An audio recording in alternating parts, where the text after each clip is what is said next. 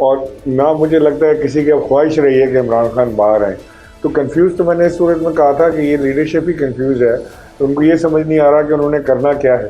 Most of the leadership जो है वो सियासत से बावैरा है, उसे पता ही नहीं है कि सियासत होती क्या है, और इस मुश्किल हालात में वो पीटीआई जैसी पार्टी जमात को संभालने आए हैं। तो वो उनके लिए मैंने कंफ्यूज कहा था।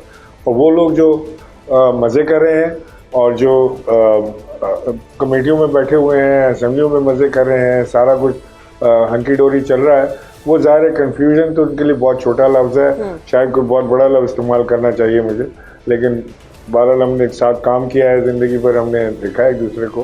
तो मुझे ये देख के बड़ा अफसोस होता है कि वो लोग बिल्कुल एक बेहसी का शिकार हो गए। यानी वो ठीक है, खान साहब अंदर हैं, मुशर्रफ भी अंदर है, तो हो, हमें क्या, हमारी तो पर्क्स एंड प्रिविलेजेस चल रही हैं, मौज मेला लगा हुआ है, क्या करना है। सर आपने बात की कि किसी की ख्वाहिश भी नहीं है, फिर आपने कहा बेहिसी भी। आप इस लिस्ट में अलीमा बीबी को भी शामिल करते हैं, जो हर दफ़ा पार्टी क़यादत पर एक तरह से प्रेशर डालती हैं कि अडयाला के बाहर आएँ, खान साहब के लिए कोई रिहाई तहरीक चलाएँ, एटलीस्ट लोगों को जमा करती हैं। डू यू थिंक कि वो भी इसी कैटेगरी में आती हैं? देखिए, अलीमा इमरान खान की बहन है, वो पीटीआई की लीडर नहीं है। वो इमरान खान की बहन है, और बहन होने के नाते वो अपने भाई की रिहाई के लिए या उनसे मुलाकात के लिए जो कोशिशें कर रही हैं वो काबिल सताइश है, उसमें कोई दो राय नहीं। लेकिन वो जहाँ पार्टी की कमान संभालने की कोशिश करती हैं, जहाँ पे वो ये कोशिश करती हैं कि पार्टी उनके ऑर्डर्स पे चले, वहाँ गड़बड़ हो जाती है। वहाँ पार्टी मानती नहीं है उनको कि वो लीडर हैं पार्टी की। बहरहाल Aleema right now, Aleema Khan is the symbol of resistance with PTI. उनके अलावा तो कोई रेजिस्टेंस नहीं दे रहा, चाहे वो 10 लोगों के साथ अडियाला के बाहर बैठे हैं या 20 के साथ बैठे हैं, या वो कुरान खानी करें या जो कुछ भी करें, इनके अलावा तो पीटीआई में कुछ कर नहीं रहा। सो इसलिए वो अब वो उनको शायद लग रहा है कि वो पार्टी की क़यादत भी संभाल लेंगी। मेरा ख्याल है कि ऐसा हो नहीं पाएगा। अच्छा, तो सर आपने कहा कि वो उनको ऐसा लगता है कि पार्टी उनके इंस्ट्रक्शंस पर चले। अगर पीटीआई के अंदर देखा जाए, क्योंकि आप इस पार्टी का है, तो कलीमुल्लाह सलीमुल्लाह को कहता है, सलीमुल्लाह एक्स को कहता है, एक्स वाई को कहता है, तो कोई भी कोई तहरीक चला नहीं पा रहा। उस दौरान तो फिर बहन को ही कमान संभालनी पड़ेगी। नहीं, अच्छा है। देखिए, पीटीआई जो है ना, ये कभी भी ख़ानदानी पार्टी नहीं थी। कभी इमरान खान की जो अब तो उनकी तीसरी शादी है, उनकी पहली 2 बेगमात भी कभी पार्टी पॉलिटिक्स में कभी डायरेक्टली इनडायरेक्टली हमने नहीं देखा सामने आते हुए। कभी उनके बेटों को नहीं देखा, कभी उनकी बहनों को नहीं देखा, अलीमा खान को नहीं देखा। पूरा पीटीआई का दौर आके गुजर गया, हमने नहीं देखा अलीमा खान को एक्टिव होते हुए। सो पीटीआई डायनेस्टिक पॉलिटिक्स के खिलाफ थी और है, होना भी चाहिए। सो कोई ख़ानदानी इजारादारी नहीं इसमें चलेगी। इमरान खान के बाद उनकी बहन आ जाएं, उसके बाद उनके बेटे आ जाएं, ये तो नहीं हो पाएगा, और ना ये इमरान खान खुद होने देंगे। सो लिहाजा पार्टी का जो हायरार्की है, जो इमरान खान ने सेट की है या पार्टी ने सेट की है, उसकी अगर सिर्फ इंस्ट्रक्शंस को मान लें और उसी पे चलें, तो मेरा ख्याल है कि जो आज जितना नुकसान पीटीआई को हो रहा है, इससे बहुत कम नुकसान होगा फिर भी, बिकॉज मैं समझते नहीं हूँ कि वो लोग कैपेबल हैं पार्टी को रन करने के, बट इससे बहुत कम नुकसान होगा अगर एक कोऑर्डिनेटेड एफर्ट करेंगे। सर फिर ये कंफ्यूजन दूर कौन करेगा? क्योंकि जो क़यादत है वो कहते हैं कि हम पे एहतजाज का दबाव है, अदालतों से हमें रिलीफ नहीं मिल रहा। आप जैसे जो अच्छे लोग थे, आप हो गए, फवाद चौधरी साहब हो गए, वो पार्टी छोड़ के जा चुके हैं या पार्टी उनको ओन नहीं कर रही। कंफ्यूजन फिर ख़त्म कैसे होगी? कंफ्यूजन जब तक इमरान खान बाहर नहीं आते, ये कंफ्यूजन ही रहेगी, और ये कंफ्यूजन ख़त्म ही जब होगी जब खान साहब बाहर आएंगे। मेरा इनसे कहना ये था कि खान साहब बाहर आएंगे, डायलॉग के ज़रिए कोई रेवोल्यूशन अराउंड द कॉर्नर मुझे नज़र नहीं आता। ये लोग जाके खान साहब को ये बात बताते हैं नहीं बताते हैं मुझे नहीं पता, लेकिन खान साहब अगर जब भी खान साहब की रिहाई मुमकिन हुई तो मुझे लगता है कि वो एक जामे डायलॉग के ज़रिए जो कि बैठ के बात की जाए, जो इस्टेब्लिशमेंट है उससे, हुकूमत वक्त से बैठ के बात की जाए, तो उसके बाद ही कोई रास्ता निकल सकेगा।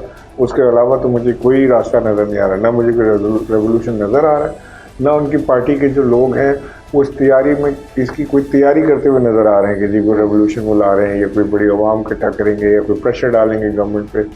तो मज़े में है सारा कुछ। सर आज आपने कॉन्फ्रेंस में सवाल उठाया कि सूबाई हुकूमतें डिलीवर नहीं कर पा रही, आवाम के ऊपर ऑलरेडी बहुत बोझ है। अब 28वीं तरमीम का भी बड़ा शोर मचा हुआ है, 28वीं तरमीम को आप किस तरह से देख रहे हैं? देखिए, 28वीं तरमीम का कोई मसौदा तो सामने आया नहीं है, सारा कुछ हेयर से पे चल रहा है। कुछ कह रहे हैं कि जी कुछ छोटे सूबे बनाने की बात हो रही है, कुछ कह रहे हैं जी एनएफसी अवार्ड्स को सिरे से ख़त्म करने की आवाज़ आ रही है, कुछ कह रहे हैं कि जी शायद उसको रिव्यू करने की आवाज़ आ रही है, कोई नहरें बनाने की आवाज़ है, कोई डैम की है क्या क्या नहीं है, कुछ पता नहीं।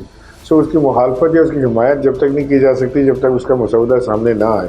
बहरहाल इस वक्त पाकिस्तान के जो मसाइल हैं उसमें पाकिस्तान के एक मसलों का एक बड़ा मसला ये भी है कि एडमिनिस्ट्रेटिव यूनिट्स जो हैं वो बहुत बड़े हैं, सूबे बहुत बड़े हैं। अगर सूबे को डिवाइड नहीं करना चाहते तो एडमिनिस्ट्रेटिव यूनिट्स बना लें, लेकिन कोई ना कोई एडमिनिस्ट्रेटिव मेजर्स हमें लेने पड़ेंगे कि हम इसमें देखें ना, कराची खुद एक 3 करोड़ की आबादी का शहर है, पूरा इतना बड़ा सिंध है, और वो कहाँ कहाँ वो पहुँच सकते हैं। और वैसे तो वो कहीं भी नहीं पहुँचना चाहते, वो तो सिर्फ जहाँ माल है उधर ही पहुँचते हैं, लेकिन वो किधर पहुँच सकते हैं, ह्यूमनली पॉसिबल ही नहीं। तो ये खाली हर चीज़ को एक लेबल लगा देना कि जी ये गद्दार है, वो गद्दार है, वो गद्दारी की बात होगी, कोई गद्दार नहीं है। सब इस मुल्क के खैर ख्वाह, सब अपनी अपनी राय देने का हक रखते हैं।